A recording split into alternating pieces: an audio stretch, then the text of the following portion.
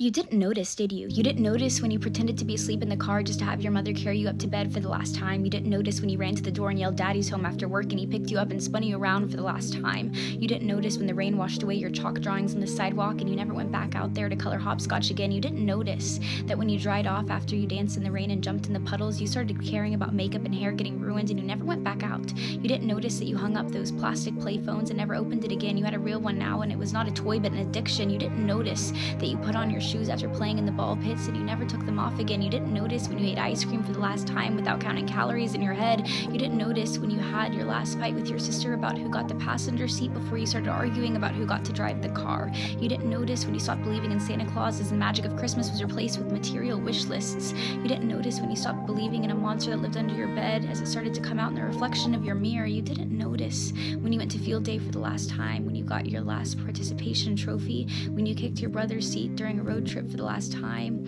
when you had your last play date with your Barbies, when you had your last Disney movie night with your family. You didn't notice that grandparents don't last forever. You didn't notice that your childhood cat wasn't eternal. You didn't notice your parents are growing up too. You didn't notice it, do you?